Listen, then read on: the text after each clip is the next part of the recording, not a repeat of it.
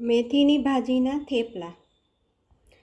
આ મેથીની ભાજી મોટી છે, તમે ઝીણી પણ લઈ શકો છો, બંને સરસ લાગશે. મેથીની ભાજી લીધી છે. આદુ મરચાં લસણનું પેસ્ટ છે, પણ હું ચોપ રાખું છું, ચોપિંગમાં ચોપ કરું છું. ઘઉંનો લોટ છે, ગરમ મસાલો છે, મરચાંની ભૂકી, મીઠું, હળદર, ગોળ, તલ છે, દહીં છે અને તેલ.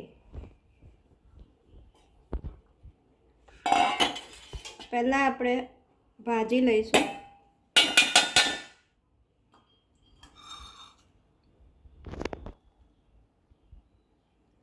ભાજીમાં કોથમીર નાખી છે, સારી લાગે. 2 ચમચી તલ,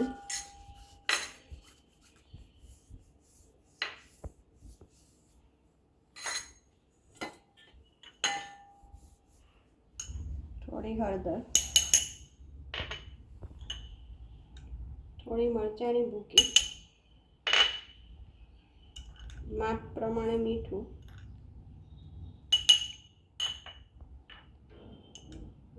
ગરમ મસાલો થોડો ઓછો જશે, આદુ મરચાં લસણનો મસાલો,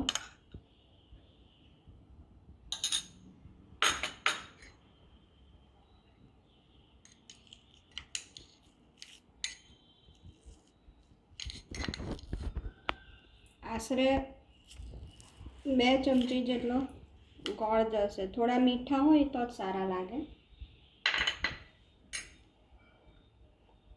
અને 1 થી 2 ચમચી જેટલું દહીં.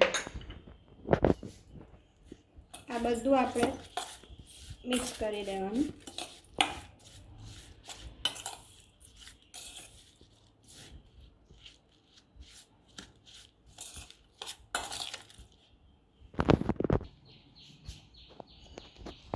આ રીતે ગોળ એકદમ મિક્સ કરી દેવાનું, બધું સામગ્રી.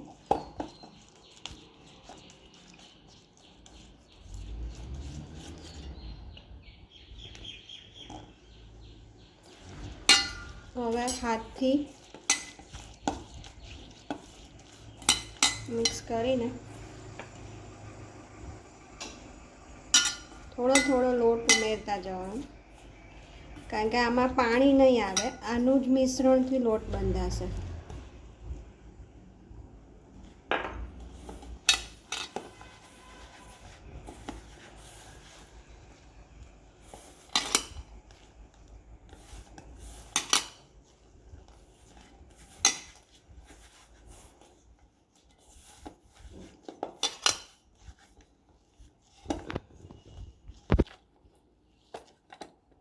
આ રીતનો લોટ બંધાશે.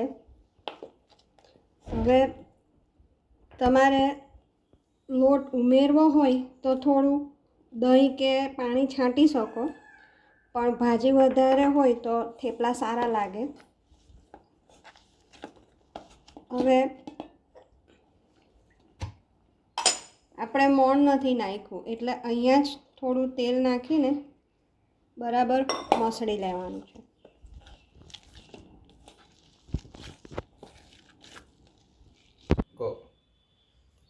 આ સાઈઝના નાના લુવા કરવાના.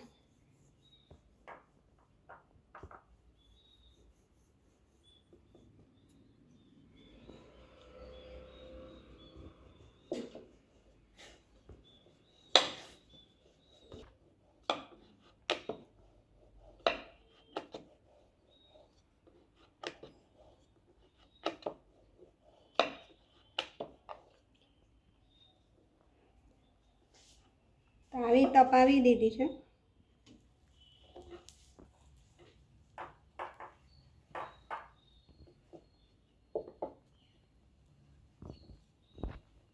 ગેસ ધીમો જ રાખવાનો.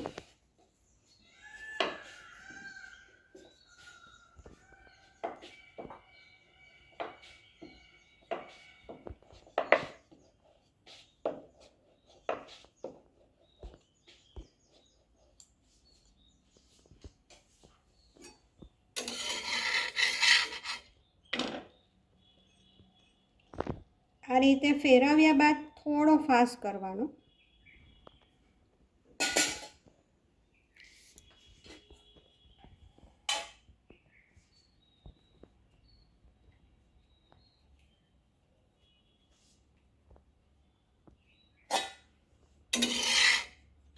પાછળ પણ થોડું આવું બ્રાઉન થાય એટલે ફેરવીને હું ઘીમાં શેકું છું, તમે તેલમાં પણ કરી શકો.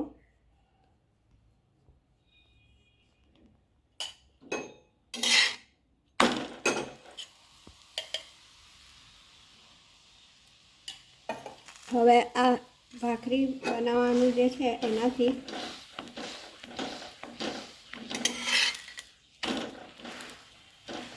આ રીતે બધે શેકાય તેમ ફેરવીને શેકી લેવાનું છે.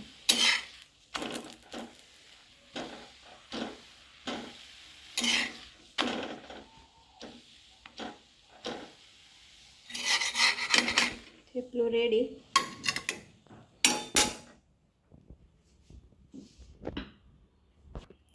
ગરમા ગરમ થેપલા તૈયાર છે.